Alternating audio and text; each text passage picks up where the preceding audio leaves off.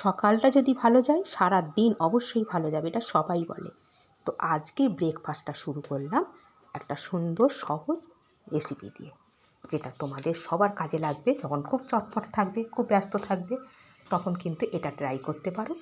টিফিনে দিতেই পারো, সবাই খুশি হয়ে খেয়ে নেবে।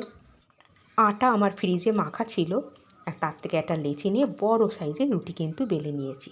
তাতে দিয়ে দেবো লঙ্কার গুঁড়ো, জিরের গুঁড়ো, আর দেবো অল্প একটু হলুদ আর কাসুরি মেথি, একটু হাতে ক্রাশ করে কিন্তু দেব। আর দেবো একটু সর্ষের তেল, ব্যাস। আর কিচ্ছু প্রয়োজন নেই। এটা সারা রুটিটায় ভালো করে কিন্তু মাখিয়ে দাও। এর স্বাদ যে কী হবে তোমরা বানালেই কিন্তু বুঝতে পারবে। এর মেন হচ্ছে ভাঁজটা।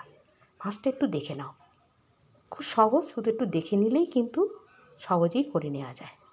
ব্যাস, এইভাবে রোল করে নেব। তারপর হাত দিয়ে চেপে মাঝখানটা একটু আর একটা ভাঁজ দিয়ে নেব, আর একটা ছুরি দিয়ে হাফ পোর্শন কিন্তু কেটে দেবো। আর দেখো, পুরো জালিদার একটা কিন্তু পেয়ে যাচ্ছ। এবার হাত দিয়ে একটু চেপে আর একটু বেলনি দিয়ে একটু বড় করে নাও।